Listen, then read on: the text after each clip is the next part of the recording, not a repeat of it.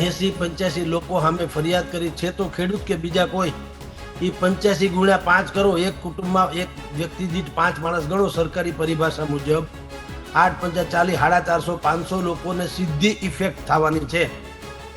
હવે 450, 500 લોકો તો તમારા હાથમાંથી ગયા.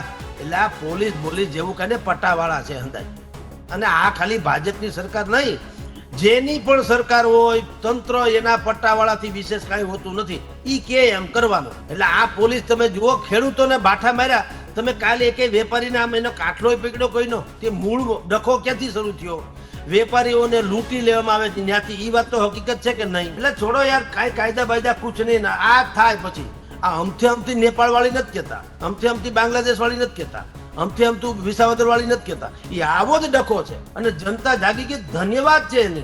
સારું છે, કંકુ ચોખા. આ દિવાળી આનાથી રૂડી બીજી કઈ દિવાળી? હવે કોઈ ફટાકડા ફોડવાનું કે ન કે? આ પ્રદૂષણ રહિત ફટાકડા છે. પ્રચંડ બહુમતી, વિપક્ષ નામે કાંઈ નથી એમ કેતો હાલે. તોય છતાં તમારી સરકારની સ્થિતિ નાજુક. એ તો ગજબ ન કહેવાય. બોટાદમાં 3 દિવસ સુધી ચાલેલા કડદા વિવાદનો આખરે અંત આવ્યો છે. પોલીસ અને આમ આદમી પાર્ટી દ્વારા જે આંદોલન થયું હતું તેમાં ઘર્ષણ થયું હતું, તેને લઈને 85 લોકો વિરુદ્ધ ફરિયાદ દાખલ થઈ છે. તેમાં રાજુ કરપડા, આમ આદમી પાર્ટીના જે આંદોલનકારી હતા, પ્રવીણ રામ સહિતના નેતાઓ વિરુદ્ધ ફરિયાદ દાખલ કરવામાં આવી છે. બીજી તરફ આમ આદમી પાર્ટીનો આરોપ છે કે પોલીસ ખોટી રીતના હેરાન કરી રહી છે. પોલીસની ઉશ્કેરણીના કારણે આંદોલન હિંસક બન્યું છે. આ મુદ્દે ચર્ચા કરવા માટે આપણી સાથે વરિષ્ઠ પત્રકાર જગદીશ મહેતા સાહેબ જોડાયા છે. સાહેબ, ગુજરાત તકમાં આપનું સ્વાગત છે. જી નમસ્કાર સાહેબ. ખેડૂતોનું જે આંદોલન હતું, ખેડૂત મુદ્દે એમને જે કડદાનો વિવાદ હતો, તેના મુદ્દો ખૂબ સારો હતો, પરંતુ જે રીતના ઘટનાએ હિંસક સ્વરૂપ ધારણ કર્યું અને ત્યારબાદ આમ આદમી પાર્ટી અને પોલીસ બંને એકબીજા પર પ્રત્યારોપ કરી રહ્યા છે. આમ આદમી પાર્ટીનું કહેવું છે કે પોલીસના ઇશારે, ભાજપના ઇશારે પોલીસની કાર્યવાહી રહી છે અને તેમની ઉશ્કેરણીના કારણે આ ઘટના બની છે. આમાં ખેડૂતો કોઈ નહોતા, અસામાજિક તત્વો આવી ગયા હતા અને આંદોલનને આવું કર્યું. બીજી તરફ પોલીસનું કહેવું છે કે આ ઘટનામાં એ પૂર્વ આયોજિત ષડયંત્ર હતું અને વિવિધ કલમો હેઠળ આમ આદમી પાર્ટીના ટોચના નેતાઓની પણ આમાં નામ સામેલ છે.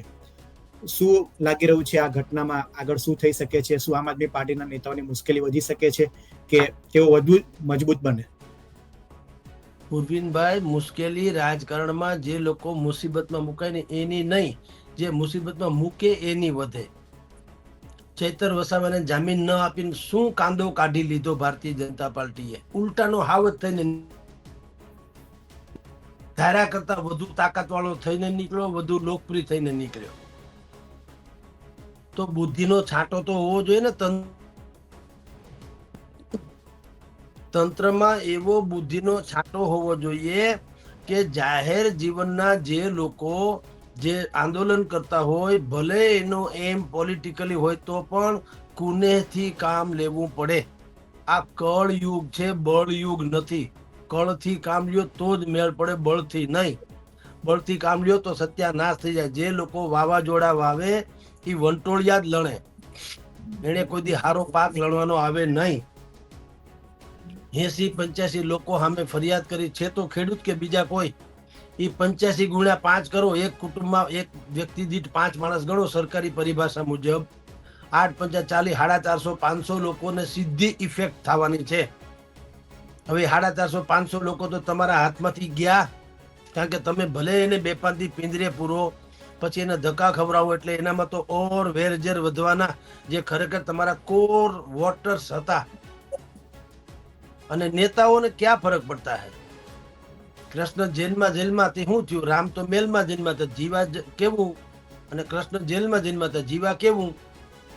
કૃષ્ણ આપણી દ્રષ્ટિએ ગ્રેટેસ્ટ રાજનીતિજ્ઞ માનવામાં આવે છે. એટલા માટે માનવામાં આવે છે જૈસે કો તૈસા. તો જેમ ચૈતર વસાવા જેલમાંથી બિલકુલ ટનાટન થઈને બહાર નીકળ્યા, એમ ભાઈ પ્રવીણ રામ હોય કે રાજુ કરપડા હોય કે એને જેલમાં નાખી દે. શું ન્યા થોડા કઈ હું તમને કહું કરાચીની જેલ થોડી છે? એ તો રહેશે જ. એ તો ઈચ્છે ખરા. વિસુદાન ગઢવી ગઈકાલે 100 કારના કાફલા સાથે ગાંધીનગરથી નીકળ્યા, એને ખબર જ હતી પહોંચા હે નહીં. રેશમાબેન પટેલ જુનાગઢમાં પોતાના ઘરની બારીએથી જોતા જ હતા કે નીચે પોલીસ હકડે ઠઠ ઊભી છે, બહાર નીકળવા નહીં દે. બીડિયા બહાર કરીને કહી દીધું મારી સામે બધા પોલીસો ગોઠવા ગયા છે ને આમને તેમને. એને ખબર જ હોય કે પહોંચવા દે એમ નથી, પણ ઈ જ તો એની જીત છે. બુદ્ધિનું દિવાળું ક્યાં છે તમને કહું પૂર્વિનભાઈ. નરેન્દ્ર મોદીએ લાલ ચોક ઉપર ધ્વજ ફરકાવ્યો, તિરંગો અમર થઈ ગયા, એટલે કે પ્રચલિત થઈ ગયા. પછી એવો જ એક જમાનામાં એને એમ થયું મુરલી મનોહર જોશીને, એવો એને ઉમળકો ચડ્યો, છોટી સી ધોતી પહેના દે માં મેં ગાંધી બન જાઉં, હું પણ હાહાકાર મચાવી દઉં. તો એ પીવી નરસિંહ રાવની સરકાર હતી. આને સરકારને કીધું મારે તિરંગો ધ્વજ ફરકાવો છે લાલ ચોકમાં. હવે ઓલા તો બુદ્ધિશાળીના દીકરા હતા પીવી નરસિંહ રાવ. એ કે બહુ સારી વાત છે, આપણું જ કાશ્મીર છે, અને તમે ધ્વજ ફરકાવો તેનાથી રૂડું હોય શું કે તમે તારે ફરકાવી આવો. અને બીજું વ્યવસ્થા કરું, પ્લેને કરી દીધું ને સૈનિકે મોકલા, ચકલું ફરકેની વ્યવસ્થા કરી. ઈ ધ્વજ કેદી ફરકાવી એ કોઈને ખબર ન પડે. સિંગલમાં એવું હોય કે છાપામાં તો રામ જાણે. આને કહેવાય હવા કાઢી નાખવી. તે વિપક્ષના સઢમાંથી માની જો કે ના પાડી હોત પીવી નરસિંહ રાવે કે ના ના ભાઈ કાશ્મીરમાં ન જવાય, ત્યાં આતંકવાદ છે, તમારી ઉપર કઈક હુમલો થવાની સંભાવના છે, તો એનો એ મુદ્દે આ લોકો ગામ ગધેડો કરત. જુઓ આ લોકો કેવા ડરપોક છે ને આમ છે ને તેમ છે ને, કાશ્મીર આપણું છે છતાં ધ્વજ ફરકાવ ન દેતા ને. પણ એ કાંઈ નહીં, બરાબર ફરકાવો પૈસા, બહુ સારી વાત છે. ઠામું કોઈ એવી વ્યવસ્થા કરી કે મુરલી મનોહર ને પસ્તાવો થયો છે કે આ ક્યાં મને ભટકાણા. એમ તમે ચૈતર વસાવાની જેમ રાજુ કરપડાને કે પ્રવીણ રામને જેલમાં નાખો શું ફેર પડે? ઈ એના હાટું તો છે, હજી તો 2.5 વર્ષ છે, અને ઈ જેલમાં જાય તો ઘરના ક્યાં ભૂખે મરે એમ છે. ત્યાં તો ઈશ્વરની કૃપા છે. જેને ટૂરમાં ગયા હતા, બીજું શું ત્યાં જેલમાં, એટલે મોટા માણસ જેલ એટલે શું હોય? ત્યાં તમારે મારા જેવી જેલ ન હોય, જેને તમે હું ફિલ્મમાં જેલ જોઈએ છે એવી જેલ ન હોય. ત્યાં ટેબલ હોય, ખુરશી હોય, છાપું આવે, ચા આવે, કારણ કે આ રાજકીય કેદી જેવા ગણાય. આમ જુઓ તો ચળવળકારો, રીઢા ગુનેગાર તો નથી. તેને શું બીજો ફાટી પડે? કઈ પાકા કામના કેદી છે? એને ઓલી ટોપી પહેરાવે, આમ લીટા વાળા પાયજામા પહેરાવે, એવું થોડું હોય. ઘરનું ટિફિન આવે ને ટેસડા કરે. જ્યાં સુધી જેલમાં રહે ત્યાં સુધી લીલા લહેર કરશે, ત્યાંથી નિવેદનો બહાર પાડશે, વાકાતરા ઇધર ઉધર બીજા લોકો અમુક હીરો થઈને બહાર આવશે. સરકારે આ બોટાદના કેસમાં પૂર્વિનભાઈ પહેલેથી એક બટન ઊંધું દીધું શર્ટનું, એ આ બધાય ઊંધા દેવાય છે હવે નથી. આપણે કહીએ તો એ લોકો એમ માને તમે તમારી જાતને બહુ ડાપણડાયા માનો છો, તો હવે એને મુબારક. પણ આ જે મેં પીવી નરસિંહ રાવનું ઉદાહરણ આપ્યું, એવી રીતે ભારતીય જનતા પાર્ટીએ, હું તમને આગળ એક બ્રીફ કરું છું 3-4-5 લીટીમાં, આટલું કર્યું હોત તો શું થાત એ તમને કહું, અથવા તો શું સંભવ હતું. પેલા તો એને રાજુ કરપડાનો આભાર માની લીધો તો ભાઈ સારું થયું તમે બોટાદમાં આવી વાત કરી કે કિસાનોને શોષણ થાય છે.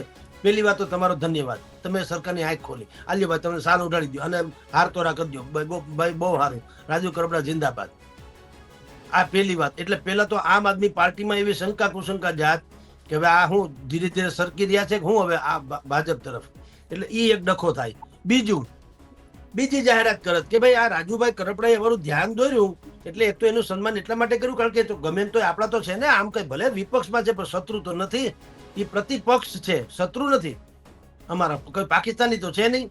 હવે બીજી વાત કે અમારા 5-6 જણા અહીંયા બેસે દરેક માર્કેટિંગ યાર્ડમાં, 400 તો માર્કેટિંગ યાર્ડ છે કેટલા, તો અમારા 5-5 માણસો સરકારી પ્રતિનિધિ તરીકે ટેબલ ખુરશી નાખીને બેસે અને માર્કેટિંગ યાર્ડની બાયણે કે અંદર બોર્ડ મારશું કે ભાઈ આટલી જણસ ને સરકારે ટેકાના આ ભાવ નક્કી કર્યા છે, આ ભાવથી હેઠે તમારી પરથી કોઈ પણ માણસ જણસ પડાવી લે, અમે આ ટેબલ નાખીને બેઠા, અમને કહેજો તમે તમારું લાયસન્સ સસ્પેન્ડ કરી દઉં. જો વાત પૂરી. આખો ડખો જે છે એ ભારતીય જનતા પાર્ટીની ફેવરમાં વયો જાત, વિપક્ષો પાસે કોઈ મુદ્દો ન રહેત અને ઘીના ઠામમાં ઘી પડી જાત. હવે એને બદલે પૂર્વિનભાઈ આને કેવો ખેલ નાખ્યો, કારણ કે વિનાશ કાળે વિપરીત બુદ્ધિ. એને ખેડૂતો ઉપર જુલમ ગુજાર્યો, લાઠીચાર્જ કર્યા, એના સેંકડો વાહનો ડિટેન કર્યા, વાહા ફાડી નાખ્યા, ટીયર ગેસના સેલ છોડ્યા, ઓલાએ હામા પથ્થર માર્યા કર્યા, તમારા વાહનો તોડી નાખ્યા, ડીએસપી નો હાથ ભાંગી નાખ્યો, બીજા 5-6 કર્મચારી પોલીસ ગવાણા, ડખે ચડી ગયા. એટલે હવે તમે પાછા 80 જણા ઉપર કેસ કર્યા, એને જેલમાં ઠાહી દેવો, અટકાયત તો અટકાયત પણ પછી ઠાહી દેવો, એટલે એનામાં ઓર વેર ભાવ જાગવાનો. હવે આ બધું જાડું થાય, નડશે ક્યાં? હમણાં જ ટુકડો આવવાનો ડિસેમ્બરમાં, ભૂકા નહીં કાઢી નાખે તમારા. તો તમારે એટલે કે ભારતીય જનતા પાર્ટીને એટલી બુદ્ધિ ન હોય, આપણે ઘરે મહેમાન આવવાના હોય ને તો આપણે આડોશ પાડોશમાં કોઈ અકોણો આડોશી પાડોશી હોય ને તોય કઈ ભાઈ સાહેબ જાળવા જાજો, હું અમારી આબરૂ રાખજો, કોક આવે ત્યારે ઈ જાય પછી તમારે જે થાય ઈ કરી લેજો. ઉઘરાણી વાળાને આપણે બહારથી ના પાડી દઈએ કે હમણાં થોડાક દી જાળવા જાજો, મહેમાન જાય પછી વાત. તો આ તમારી માથે ચૂંટણી છે, તમને એટલી બુદ્ધિ ન હોવી જોઈએ. એક વર્ષથી નરેન્દ્ર મોદી 40-42 હજાર કરોડ રૂપિયાની યોજના જાહેર કરે કૃષિકારો માટે થઈને, અને એક વખત તમે હુડ કાઢો છો. નરેન્દ્ર દામોદરદાસ મોદીએ જેટલું અહીંયા ગુજરાતના કિસાનો માટે અને પક્ષ માટે જે કર્યું ને, આ મૃદુ સરકાર એની ઉપર પાણી ઢોળ કરી રહી છે. કારણ કે કોઈ નામાં ક્યાંય સંપર્ક નામનો સેતુ નથી, સમજણ નામની વ્યવસ્થા નથી, નમતું કઈ જોખું નથી. સતાંધ એટલા બધા થઈ ગયા જાણે અમૃત ફળ ખાઈ ગયા હોય, આજીવન એની સત્તા હોય એવું ઈ માનવા માંડ્યા છે. એટલે કોઈ વચેટીઓ રાખતા નથી, માર્કેટિંગ યાર્ડમાં રાખે વચેટિયા. બાકી સેતુ જનતા અને તંત્ર, લોક અને તંત્ર બંને વચ્ચે જે સેતુ હોવો જોઈએ એ તો છે નહીં. બસ તમારે આમદમ લાકડીના ઓલા જે હલાવવું છે, જીસકી લાઠી ઉસકે ભેંસ એમ માનો છો, તો જનતા ઉપર તમે સિતમ ગુજાર તમે શું માનો છો? આ અત્યારની જનતા છે એ કઈ જેવી તેવી અપડેટ થયેલી જનતા છે? એવરી ક્ષણ કહું છું અપડેટ થાય છે સતત. અત્યારે તમે ને હું ચર્ચા કરીએ છીએ, પણ આપણા કરતા જે લોકો પીડિત છે ને વધુ ખબર છે કે 80 જણા ઉપર કઈ કલમ લગાડવામાં આવી છે, છૂટશે કે નહીં છૂટે તો શું થાય, છૂટશે તો શું થાય, બધી જ વ્યવસ્થા આપણા કરતા એડવાન્સ હોય છે લોકો, કારણ કે મોબાઈલમાં દુનિયાભરનું છે. તો ભારતીય જનતા પાર્ટીએ હાથે કરીને જેમ આપણે કેમ પેટ ચોળી અને સૂળ ઊભું કરવાની જે ઘટના, જે કહેવત છે ને, પેટ ચોળી અને સૂળ, અહીંયા તમે પેટમાં ચીટલો હાથે કરીને ભરો તો તમને અહીંયા દુખે, એમ આ બોટાદની પ્રકરણમાં સરકારે એવું કર્યું. તમને પોલીસે પરમિશન આંદોલનની કે આવી રીતના કોઈ ધરણા પ્રદર્શન હોય એની પરમિશન તો આપતી નથી. બીજી બાજુ લોકશાહીમાં આંદોલન કરવાનો તો હક છે, તો આંદોલન થાય તો આવી રીતના ફરિયાદ દાખલ થાય. જે રીતના 307 હાફ મર્ડર સહિતની રાયોટિંગનો ગુનો, ભીડ ભેગી કરીને ઉશ્કેરણી કરવી, એ બધા સહિતના વિવિધ ગુના જે પ્રમાણે લાગેલા છે, તો ક્યાંક ને ક્યાંક પબ્લિકમાં એક ખોટો મેસેજ ના જાય કે એક તો પરમિશન આપતા નથી, આંદોલન થાય અને પછી પોલીસ જાણે માથાકૂટ થાય અને પછી આવી ગંભીર કલમો લગાડીને પબ્લિકને હેરાન કરવામાં આવે, ખેડૂતોને હેરાન કરવામાં આવે, એવો ખોટો મેસેજ ના જાય. હાર્દિક પટેલ ઉપર કઈ લગાડી હતી? રાષ્ટ્રદ્રોહ. ધારાસભ્ય છે માનનીય. આ બધું કાગળ ઉપર ગિદ્દડ ભક્કી છે, ગિદ્દડ ભક્કી. તમે કયો અમારી પરમિશન નથી લીધી, તો આ માર્કેટિંગ યાર્ડમાં કડદો કરતા તમારી પરમિશન હતી? એ પરમિશન લઈને કરતા હતા કડદો? વર્ષો સુધી હજારો ખેડૂતોને કરોડો રૂપિયામાં લૂંટ્યા, તમે શું ઉખેડી લીધું મને કયો? શરમ નથી આવતી આવું બોલતા? પરમિશન થી ક્યાં નક્સલીનો કોઈ ગઢ હતો? ત્યાં સભા કરીને ઈ ક્યાં નક્કી કરવાનો હતો કે હાલો આપણે હવે ગાંધીનગર જઈને ઉથલાવી નાખીએ સરકાર? એમાં ક્યાં એવો નિર્ણય કરવાનો હતો કે હવે કામ કરો, આ સભા પૂરી થાય એટલી વાર છે, બધી બોટાદના માર્કેટિંગ યાર્ડને ફૂંકી મારજો તો ઠીક છે. એટલે પોતપોતાની સમસ્યા જે છે એ ખેડૂતો ભેગા થઈને ચર્ચા કરવાના હતા કે ભાઈ આપણને આ લૂંટે છે એનું કરવું, અને નેતાઓ હતા એનું રાજકારણ રીતે જે ગણો તે એ ઉકેલ કે ભાઈ અમારા દ્રષ્ટિએ આનો ઉકેલ કંઈક આવો છે. ટૂંકમાં વાતું છે, સંવાદ છે. લોકશાહી બીજું શું હોય? એમાં પરમિશન ને ક્યાં, એનો શું મતલબ મને કયો? પરમિશન ન લીધી એટલે આ તમારું આ કડદો છે પરમિશન થી હતી? તમને શરમ ના આવે એવું બોલતા? પોલીસને કે સરકારને આ કડદો 10 વર્ષથી, બીજું પૂર્વીનભાઈ તમને ને મને આજે ખબર પડી એવું નથી, આપણને તો કદાચિત હમણાં ખબર પડી. આ પાપી લોકો તો પહેલેથી ખબર છે. અને આ ખાલી એક માર્કેટિંગ યાર્ડમાં થોડું છે, જેટલા એપીએમસી જે છે 400 જેટલા, બધે આ જ હોળી છે. આજે જ મને એક ભાઈએ વિડીયો મોકલાવ્યો છે, કાયદેસર મગફળીનો વિડીયો. એને મગફળી જે ભાવમાં વેપારીને દીધી, વિડીયો છે મારી પાસે, હું આજે એના ઉપર મેટર બનાવવાનો છું, ગામનું નામ જ ભૂલી ગયો છું અત્યારે. એને કીધું કે સાહેબ આ મારો વિડીયો હું તમને મોકલું, જુઓ, મેં મગફળી વેચી, મને જે ભાવમાં વાત કરી હતી ભાવમાં વાત થઈ ગઈ, પછી ત્યાં કડદો શરૂ થયો. એને કીધું આ મગફળીની ક્વોલિટી બરાબર નથી, એટલે 200-300 રૂપિયા ઓછા, અને અથવા તો તમારે કાલે પાછી આની હરાજી કરાવવી પડશે. એટલે કે મેં ના પાડી કે ભાઈ સાહેબ તમે આ પૈસા જોઈને લીધી મગફળી, તમારે મેં ઢીગલો કરીને કઈ છુપાવી તો નથી, આખો અહીં ઢીગલો જ કરેલો, તમે આખી ખતાડીને જોઈ લીધી. એ કે અમારે કઈ સાંભળવું છે, મગફળીની ક્વોલિટી બરાબર નથી, મૂળ કડદો. હવે ઓલો માણસ માયનો ની તો શું કર્યું, બુલડોઝર જેવું મગાવ્યું છે અને એ માંડવીને આમ ખસેડે છે એક કોર કે આવતીકાલે રાખજો, અત્યારે કાંઈ નહીં. ટૂંકમાં સોદો ફેલ ગયો અને ખેડૂતને ધુંબા મારવાની તૈયારી છે. બોલો. બિલકુલ સાહેબ, એટલે જ આંદોલન કદાચ સાચા મુદ્દે હતું, પરંતુ જે રીતના હિંસક ઘટના બની ત્યારબાદ પોલીસનો હાથ કદાચ અદ્ધર થઈ ગયો હોય એવું લાગે? ના ના, પણ હિંસક ન બને. શું તમે યાર અમને કોતરી ખાવ ભમરાની જેમ તો કેટલો પણ સહન કરે. હિંસક બની એટલે હું તમે કરો એ લીલા ને બીજા કરે છીનાળા.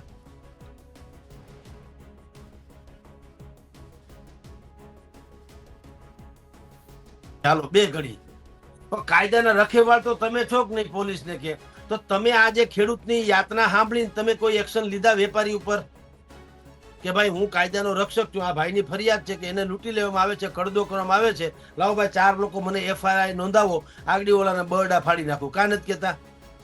એટલે આ પોલીસ જેવું કાને પટ્ટાવાળા છે અંદાજ. અને આ ખાલી ભાજપની સરકાર નહીં, જેની પણ સરકાર હોય તંત્ર એના પટ્ટાવાળાથી વિશેષ કાંઈ હોતું નથી. ઈ કે એમ કરવાનું. ઈ કોક એવા સુખદેવસિંહ ઝાલા કે સતીશ વર્મા જેવા કે જુલિયટ રિબેરો જેવા કે ઈ કોક એવા વિરલા જાગે કે જેને માથે થઈને બંધારણ મહત્વનું ગણાય. ઈ તિરંગા ઝંડા સિવાય કોઈના બાપથી ફાટી પડે નહીં. બાકી બધા તો સલમું ભરતા હોય, જી હજુરિયાઓ. એટલે આ પોલીસ તમે જુઓ, ખેડૂતોને બાઠા માર્યા. તમે કાલે એકે વેપારીને આમ એનો કાટલોય પકડ્યો કોઈનો? તે મૂળ ડખો ક્યાંથી શરૂ થયો? વેપારીઓને લૂંટી લેવામાં આવે છે ત્યાંથી. ઈ વાત તો હકીકત છે કે નહીં? તો વેપારી નામનું કોઈ તત્વથી વેપારી હું આસમાનીથી આવ્યા હતી કે પરદેશ વયા ગયા છે, કરાચીથી છે, ઓનલાઈન જ હતા એવું છે? એ રહ્યા હરામ ખાયાઓ. તો કાંઈ એનો કાટલો ન પકડ્યો. ભાઈ તમે આટલા ખેડૂતોને લૂંટો છો કેમ? ઈ કાયદો રક્ષકની જવાબદારી ના આવે? જો પૂર્વીનભાઈ, આપણે છે ને આ જગતમાં રહીએ છીએ, બધી જ બધાને ખબર છે કાયદો પોથી માના થોથા જેવું હોય. ઈ ચોપડા બોપડામાં હાલે ને આપણા છાપામાં મીડિયામાં આપણે ડિબેટ કરે, કોઈ કૂતરું માનતું નથી. જીસકે હાથ મેં લાઠી ઉસકી ભેંસ. જિંદગીમાં તમે કોઈ ગામ શહેર કે કોઈ વિસ્તાર તાલુકો કે કોઈ ચોક ચોરાહો એવો ભાડ્યો કે લોકો એમ કે હાશ અમારી ત્યાં પોલીસ ચોકી થઈ ગઈ ને એટલે કામ થઈ ગયું? કોઈએ કીધું? બધા કે આ એટલે મૂતડીને જેમ કે આ ક્યાં અહીંયા ખાલી પોલીસ ચોકી? શું કામ? ઉલટાનું એને મોત ના દી. હપ્તા સિસ્ટમ શરૂ, ઓળખાણ પીછાણો થાય. આપણા રાજકોટમાં શું થાય છે? અરજી નામનો એક શબ્દ છે, અરજી, આવેદન પત્ર જેવું. ઈ પોલીસમાં આપી આવે. મારે તમારી સામે વાંધો હોય ને હું FIR એમ ન કરું, કારણ કે FIR તો ઓફિશિયલ થાય, પછી તમારે આવવું પડે, મારે આવવું પડે, ડખો. ઈ કાંઈ નહીં. હું એક અરજી કરું કે પૂર્વીનભાઈ મારો પ્લોટ પચાવી ગયા છે. પછી પોલીસ વાળા ફોન કરે, પૂર્વીનભાઈ જગદીશભાઈ નામના કોઈ માણસની ફરિયાદ છે, તમે પ્લોટ એને પચાવી પાડ્યો છે, બોલો હવે હું સમજવું છે? હવે જેવો પ્લોટ ને જેવી વાત. પછી એમાં થોડોક પોલીસ ખાઈ જાય, થોડાક તમારા રહી જાય, થોડાક મને મળી જાય, વાત થાય પૂરી. હવે આ તો નીકળી સોદાબાજી થઈ. આમાં પોલીસ તંત્ર જેવું ક્યાં આવ્યું? ખંડણી જેમ ઓલા લોકો ગુંડા લોકો કરે એને આપણે એમ કહો છો કે એ બાહુબલીઓ છે, પોતાની રીતે ન્યાય તોડે છે. તો આ શું છે? અહીંયા ઓફિશિયલી આવું થાય છે ને ખાલી આપણે નથી કહેતા. તમારી જાણ કતર ગોવિંદભાઈ પટેલ ધારાસભ્ય છે, રાજકોટના ધારાસભ્ય હતા, અને અરવિંદભાઈ રૈયાણી ઈ મંત્રી હતા. એણે ફરિયાદ કરી હતી કે અહીંના પોલીસ કમિશનર જે છે એ હપ્તા ઉઘરાવે છે ખંડણી. બોલો. અને ઈ પાછા શું થયું? અહીંથી ગાંધીનગર ગયા, અહીંથી મોટે રવાડે ફાકા ફોજદારી કરીને ઓલા એ બોલાવ્યા બે ને ન્યા. તો અહીંથી શું કીધું પત્રકારોને બેઈએ કે હવે વાત કે ગમે એમ થાય લડી લેવું. બધા કે ઓહો હો, અહીંથી ધારાસભ્ય ગયા, એક્સ મંત્રી ગયા, નક્કી હવે તો કોકની બદલી થાય. હવે ન્યા કે તો ઈ બદલાઈ ગયા. બોલો. ઈ કે ઉપાડ્યા. ઈ તો કે અમે લગ્નમાં આવ્યા કોકના ને આ બીત ગઈ છો બાદ ગઈ ને આવું કઈ છે નહીં લે હાલે. હું ત્યાં ડોઝ મળી ગયો હોય જે હોય તે. અપના કામ હે બનતા તો ભાડ મેં જાય જનતા. ઈ આ વાત હોય છે નેતાઓની. ન્યા જઈને પલટી ગયા, પતી ગયો. હવે ઈ પ્રકરણ આખામાં શું થયું રામ જાણે. ખંડણી ઈ પાછો લેખિતમાં ફરિયાદ કરી હતી ખંડણીની. પોલીસ કમિશનર સહિતના ક્રાઇમ બ્રાન્ચના અધિકારીઓ સામે લેખિતમાં ફરિયાદ કરી હતી. એ ટેસડા કરે રાતી રાયણ જેવા થઈને ભરે. હરામ બરોબર કોઈ ઉલટાની બઢતી થઈને બદલી મળી લે હાલે. હું એટલે લાંચ ખાતા પકડાવ, મારા છાપામાં શેઠ કાઢી મૂકે કે મને બદલી તક આપે એવું સાંભળ્યું કે હવે એડિટર હતા એમાંથી ગ્રુપ એડિટર બનાવો. હું કામ? ભાઈ હવે પૈસા મીંડા ખાવા. આવું હોય કે? એટલે પૂર્વીનભાઈ આ આખો બોટાદનો કેસ જે ઈ ખાલી ઈ લિટમસ ટેસ્ટ જેવો છે કે તંત્રને બધી ખબર. 10 વર્ષથી તમે શું ઉખાડી લીધું? તમે એમ કહો કાયદો હાથમાં ખેડૂતોએ કેમ લીધો? તો તમે આ વેપારીએ શું કર્યું? લૂંટવાનું તમે પરમિશન આપેલી? ત્યાં તમે કેમ તમારી કઈ લાજ કાઢી કે તમારા હોજરા ભરાઈ ગયા હરામના? એટલે છોડો યાર, કાંઈ કાયદા બાયદા કુછ નહીં. આ થાય પછી આ અમથી નેપાળ વાળી નથી કહેતા, અમથી બાંગ્લાદેશ વાળી નથી કહેતા, આમથી આમ તું વિસાવદર વાળી નથી કહેતા, એ આવો જ ડખો છે. તમે ન્યાય તોડો નહીં, પછી માણસ શું કરે, તમે એક બિલાડીને ઘરમાં પૂરી દેજો. બિલાડી સૌથી મૃદુ પ્રાણી કહેવાય, એને પૂરી દો ઘરમાં, અને એક તમારા હાથમાં લાકડી રાખો, પછી એની વાહે ફરો. તમે લખી રાખજો, તમારે પ્રયોગ કરવો તો કરજો, પણ બારી બારણા ખુલ્લા રાખજો, કોઈ હેરાન ન થાવ. એ જોઈ લે કે ક્યાંયથી નીકળવા જેવું નથી, એ પેલા ખાતરી કરી લે બિલાડી. પછી ખબર પડે કે હવે મોત નિશ્ચિત છે, પેલો ઘા રાણાનો. એટલે તમારી પાસે લાકડી હોય કે તલવાર હોય, એનાથી બને એ બુદ્ધિપૂર્વક તમારે અહીંયા એ ચોટી જાય. પછી તમે બિલાડીના 2 ભાગ કરો તો ગળું ન મૂકે. 2 ભાગ કરી નાખો તો આ તો ચોટેલું જ રહે. હું કામ? એને ખબર છે કે આ તો મને મારી જ નાખવાનો છે, મારી પાસે બીજો કોઈ વિકલ્પ નથી. આ જનતાની હાલત એવી છે, બીજો કોઈ વિકલ્પ નથી, એટલે પથ્થરબાજી થાય. નહીતર અહીંયા પથ્થરબાજી થાય કોઈ દી? આ ગુજરાત જેવું સલામત શહેર છે, રાજ્ય છે, અહીંયા કોઈ દિવસ આવું થાય નહીં. પણ તમે હવે લોકો અહીંયા આવી ગયા ભાઈ સાહેબ. તમે લૂંટ કત્તલખાના રીતસર ચલાવો છો. મામા કંસનો દરબાર તો હજી કઈક સારો શબ્દ છે, નૈરા કત્તલખાના છે. એકે એક કહું છું, માર્કેટિંગ યાર્ડ. કોઈ મરદના પેટ નો હોય તો માર્કેટિંગ યાર્ડમાં બોર્ડ મૂકી દે, લ્યો કે અમારી ત્યાં કોઈ ખેડૂતનો શોષણ. હું યા તો અમે એને 1 કરોડ રૂપિયાનું ઇનામ આપશું, કરી દે. એટલે ભાઈડો હોય તો બોર્ડ મૂકે ત્યાં. ક્યાંથી મૂકે? બધાના ઓલા જીથરા બાબાની વાર્તા જેવું છે, કાનજી બુટા બારોટ કે ને, અફ કરો ને ડફ મરે. જ્યાં તપાસ કરો ત્યાં કૌભાંડ ખુલે. એટલે આ લોકોને તો દોડાવી મારશે લોકો, જો હજી નહીં સુધરે તો સમાજ. લખી રાખો, આ તો બોણી થઈ બગાવતની ત્યાં આપણે બોટાદમાં. હાલી શું મળે? જનતા તમારી એટલે ગુલામ છે. કાયદો હાથમાં એટલે તમે કઈ હાંડ થઈ ગયા છો? તમે કાયદો કેમ હાથમાં લ્યો છો? તમે પૈસા ઉઘરાવો છો, ટોપલા અમારી પાસે લેવરાવ્યા હેલ્મેટના. હવે ક્યાંય ગયું અમારું માથું? હવે સીબડા થઈ ગયા અમારા માથા. 2 દી પેલા કિંમતી હતું, તો હવે અમારું માથું શું થઈ ગયું? ચાંદીવાળી કેરી. અને દિવસે અમારું માથું કિંમતી છે, રાતે શું થઈ ગયું? ભીંડા થઈ ગયા. રાતે કા કિંમતી નથી, આ રાતે હું માથું વધારે થઈ જાય તો તમારા પાસે પોલીસ કા નથી ઉભી હતી? છે નહીં. હવારે ફોટા પડવા ને કટકટાવા રૂપિયા એ મોટા. અરે પત્રકારો જે તમારા ફોટા લઈ લે ત્યાં આવ્યા. હવે ક્યાં ગયું? તમે મને કયો જી પૂર્વિનભાઈ, આ માથું હવે કિંમતી મટી ગયું? હાઈકોર્ટે તો ના નથી પાડી. એને તો કીધું જ છે કે માથામાં હેલ્મેટ પહેરવાની. હવે પોલીસને શું ચૂંટણી નડી, કોકે કીધું મરી જાઓ, કુત્તે કી મોત મારે જાઓગે. તો કે તો ગયો ઈનો ઈ પોલીસ જે પૈસા લાઠી લઈને આવતો તો લાકડી લોઢાની, હવે ઈ મંડ્યો ગુલાબ વેચો. હવે માળીની જેમ લ્યો ગુલાબ લ્યો, મેં ફૂલ તુમે ભેજા હે, ખત મેં ખત નહીં મેરા દિલ હે. આવા નાટક તો દુનિયામાં ક્યાંય સાંભળ્યા? આ તો ગુજરાત તો કોઈ ગમે હોય રમણ ભમણ થઈ ચૂક્યું છે. ઈ પોલીસે કેવું ન જોઈએ ગૃહમંત્રીને? અત્યાર સુધી પબ્લિક દબાયેલી હતી અને હવે લોકો જાગી ગયા છે, એટલે અવારનવાર આ પ્રકારની ઘટના બની રહી છે. અને એમાં મુખ્ય જોવા જઈએ તો વચ્ચે આમ આદમી પાર્ટીના નેતાઓ જ હોય છે, કારણ કે લોકો અત્યારે વધારે લોકોને મુદ્દા ઉઠાવી રહ્યા છે, લોકોની સમસ્યાને રસ્તા પર લાવી રહ્યા છે. તેના કારણે આ બધા પ્રકારની ઘટના બને છે. બીજી તરફ ભાજપ એવું કહે છે કે આમ આદમી પાર્ટી છે એ અરાજકતા ફેલાવવા માંગે છે, જેમ દિલ્હીમાં અરાજકતા ફેલાઈ એમાં ગુજરાતમાં ફેલાવવા માંગે છે. એ વો તો તમે આ બંધ કરાવી દીધું હોત તો અરાજકતા, તમને ખબર તો છે અરાજકતા કોને કારણે ફેલાણી? ઈ આ કટકટાવી અરાજકતા નહીં. ખેડૂતોને દોઈ લે, એને લૂંટી લે, એ અરાજકતા નથી. અને આમ આદમી પાર્ટી આ કરે છે તે શું કામ ન કરે? તમે હળવો બોલ નાખો તો તેંડુલકર એમ કે ના ભાઈ તો કામ કરો, મારે બોલ્ડ થઈ જવું, છક્કો ન મારે, બેટર નથી હોતો હારો. તમે દડો જ હળવો નાખ્યો, એમાં કોઈ શું કરે? તમારામાં ત્રેવડ નથી તો ઓલો તો તોડી જ નાખે ને. તમે એપીએમસી માં એવી વ્યવસ્થા કેમ ન કરી કે આ આમ આદમી પાર્ટી વાળા ખોટા ઠરે અને બધા એને મારવા દોડે કે હું હાલી મળ્યા છો? આટલી સારી વ્યવસ્થા છે, એ વ્યવસ્થાને તમે બિલકુલ ખરાબ ચિત્રો છો તમારી રાજનીતિ માટે. Get out from here. કા ન કીધું? કાંઈ એવી વ્યવસ્થા ન કરી? તમે તો કે એને દોઈ લ્યો બસ, ખેડૂતોને બોલો માં, કોઈ બોલો માં, બસ બધું સહન કરે. કોણ એવો પાગલ હોય ગુજરાતમાં? અને જનતા જાગી ગઈ, ધન્યવાદ છે એને. સારું છે, કંકુ ચોખા આ દિવાળી, આનાથી રૂડી બીજી કઈ દિવાળી? હવે કોઈ ફટાકડા ફોડવાનું કે ન કે? આ પ્રદૂષણ રહિત ફટાકડા છે, જનજાગૃતિના ધૂમ ધડાકા થઈ રહ્યા છે ગુજરાતભરમાં. તમામ એપીએમસી સેન્ટર જે છે એ એપી સેન્ટર બનવાનું છે જનજાગૃતિનું. એપીએમસી જે કહેવાય છે એ એપી સેન્ટર બનવાના જનજાગૃતિના. અને કિસાન જાગી જાય પછી તમે જાણો છો બાકી બધું. તમે ભૂખા જનોની જઠરાગ્નિ જાગશે તો ભસ્મ કણીના હાથ લાગશે. આવી પંક્તિ છે એ સાર્થક થવા જઈ રહી છે.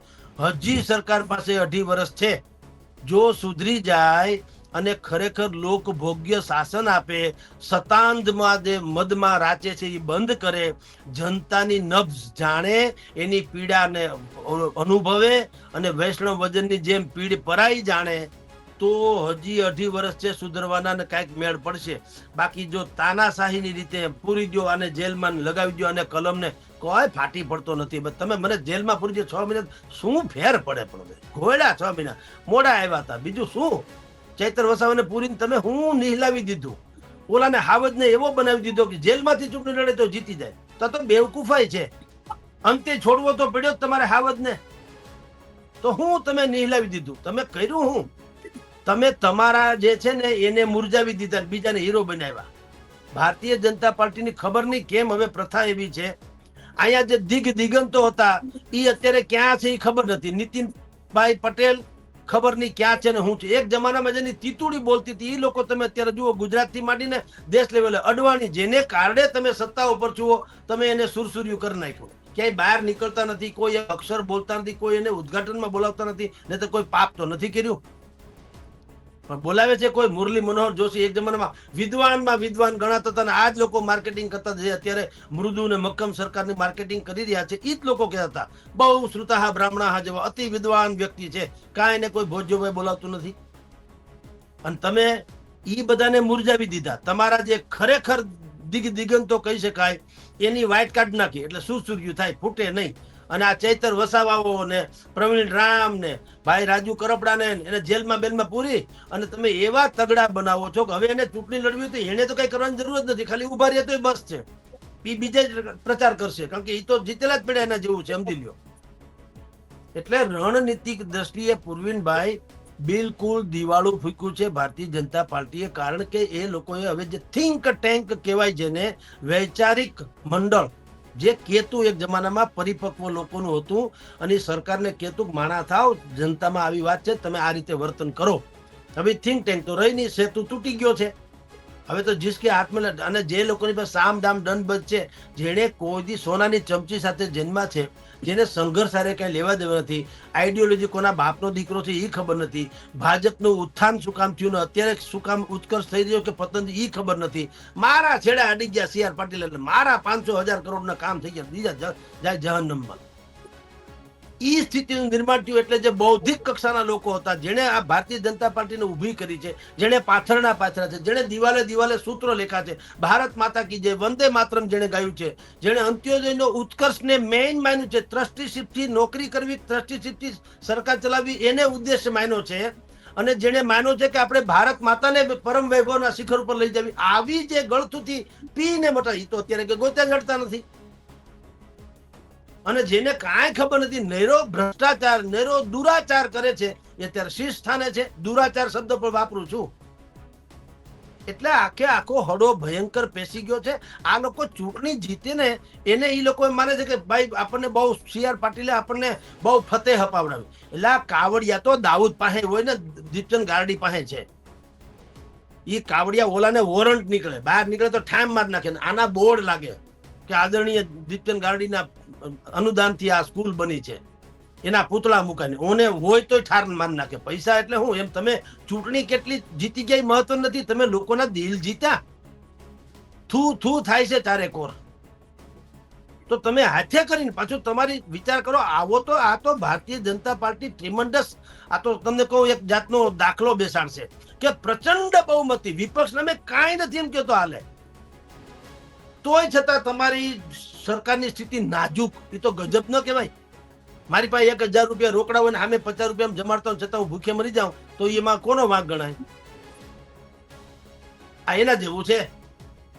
પ્રચંડ બહુમતી છે, વિપક્ષ નામે કોઈ ચીજ છે નહીં. જનતા પર થોડી ઘણી તો હવે આ ડખે ચડ્યા એટલે જવા દો. બાકી જનતા ઓળઘોળ હતી તો તમને 3 વખતથી જીતાડતી હતી ને. તો તમને એટલી બુદ્ધિ ના આવે કે પ્રજાની પાસે યા તો પડાવી લીધા યા લઈ લીધા, મત તમારી પાસે આવી ગયા, ઠીક છે હાલો. પણ પછી તમને એટલી બુદ્ધિ ના, હજી તમે જો ઉત્સવ કરતા ફરે છે. એટલે અહીંયા ખેતરે ખરખરા થઈ રહ્યા છે. અને તમે જુઓ ગામના ગોંદરે પર કાણ મંડાણી હોય એવી હાલતું છે. અને જે તે માર્કેટિંગ યાર્ડો છે એમાં જનતાને ખબર નથી પડતી કે શું થઈ રહ્યું છે. મામા કંસના દરબારની જેમ લૂંટાઈ રહ્યા છે અને તમે ઉત્સવ કરો છો. વિકાસ સપ્તાહ, શેનો વિકાસ? કૂડ કાઢ્યું તમે ને. એનો એ સરવાળા બાદબાકી કરીને જે ભાઈ એક ધારાસભ્ય ફલાણા ઠેકાણે ગ્રાન્ટ ફાળવી હોય, એક સંસદ સભ્ય ફલાણા ઠેકાણે ગ્રાન્ટ ફાળવી હોય, એનો એ પાછું તમે પ્લસ કરીને જગદીશભાઈના નામે આવે. હવે જગદીશભાઈ 2 લાખ રૂપિયા ફાળવે, પણ 2 લાખમાં 1 લાખ તો ઓલા બાળ્યા હોય પહેલેથી, એનો એ સરવાળો કરીને પાછું છાપાવો. અને તમે જો ઉત્સવ એટલા બધા કરવા માંડો વિકાસ થતા, તો જનતા બેવકૂફ છે ને ખબર ન પડે. સારો જો થયો હોત વિકાસ તો જનતા પોતે ઉત્સવ ન મનાવે. અને આપણે બોલીએ તો આપણને ટીકા ન કરે કે ભાઈ તમે રહેવા દો, તમે એક પક્ષીય બોલો છો. એટલે પૂર્વિનભાઈ, હો વાતની એક વાત છે, આ સરકારમાં અત્યારે જે કોઈ, આમ તો સરકાર જેવું પાછું કાંઈ નથી, કારણ કે અત્યારે હલાવે છે બધા કોણ? અધિકારીઓ. ઈ પણ એક ચોક્કસ પેટર્નના અધિકારીઓ. અહીંયા કોઈને ટપો પડતો નથી. મંત્રી સમજ્યા જેવું છે. આજે જ સમાચાર અત્યારે આપણે તમે હું અત્યારે ચર્ચા કરી ત્યારે સમાચાર આવ્યા તો દિલ્હી પહોંચી ગયા છે ભાઈ આપણા ભૂપેન્દ્રભાઈ, અને લગભગ તો અડધો પડધો ઘાણો આને કાઢશે બધા. હમણાં ગરબા ઘરે આવશે, કોઈ કૂતરું એને બોલાવશે નહીં. અત્યારે ટાઉં વાવ કરતા ફરે છે ને, આગળ પાછળ બે આસ્કોટ ગાડીને આમને તેમને રખડશે. તેથી પછી તમે જોજો રીઢા ઓલાની જેમ કોઈ કૂતરું બોલાવશે નહીં. તો હું કામ આટલું, તમે લોકપ્રિયતાની ચરમસીમા ઉપર હો તો તમે લોકોના દિલ હું કામ ન જીતી લો? તમે એવા કામ શું કામ ન કરો કે તમને તમારી પાસેથી માની લો કે કોઈ માણસ ખાતું કઈ છીનવી લેવાની વાતે કરતા હોય તો લોકો વિદ્રોહ કરે. તમે જુઓ કેટલાક શિક્ષકોનો આપણે ઓડિયો વિડીયો બધો આવ્યા છે બજારમાં. શિક્ષકની બદલી થાય તો છાત્રો રડે, માવતર રડે, શાળાઓ બંધ રહીએ, ગામ બંધ રહીએ. નહીં, આ માસ્તરની બદલી એમાં થવા નહીં દે. હું કામ? માં જેવું એનું સ્તર હશે તો જ આવું થાય ને. શિક્ષકની બદલી થાય ને ગામ રડે, છાત્રાઓ ને છાત્રો બધા, છોકરા છોકરી બધા ચોધાર આંસુએ રડે. એ કઈ જેવી તેવી લાગણી છે? તો તમને 30 વર્ષથી સરકાર હોપી છે. ઉલટાના તમારી પાસેથી જયારે પડતા મુકાશે, અત્યારે ભાઈ ભૂપેન્દ્રભાઈ પટેલના મંત્રીમંડળમાંથી જેટલા પડતા મુકાય ને ડિસ્કો કરશે બધા, ધો ગઈ કે લે બોલો. ઈ કેવો કહેવાય? જાન છૂટી કે. તો આ જે ખામી, આપણા શબ્દો ભલે એને કડવા લાગે, તો આપણે એવું છે ભાઈ, આપણે કઈ જોતું નથી. જે વાસ્તવિકતા છે એ કહીએ છીએ. શબ્દ હોતા હે. આપણે અહીંયા પિતાજી કહીએ, બાપુજી કહીએ, દાદા કહીએ, એવું છે ને. ઓલી કહું મહેસાણા બાજુ શું કે ડોહો. હવે ડોહો આપણને ગાળ લાગે, પણ ન્યા એ પાછો વેલિડ શબ્દ છે. ત્યાં તો ડોહો કે તો એમ કે ભાઈ બરાબર છે, જેમ આપણે બાપા કહીએ એમ ત્યાં ડોહો કે. એટલે ઈ લોકોને આપણા શબ્દો જે છે એ કઠે છે કે ભાઈ જગદીશભાઈ અમુક શબ્દ વાપરે છે ને, એટલે પણ અમુક કે તમુક શબ્દ સમજ તમે આ હુડ કાઢ્યું એ તો જુઓ.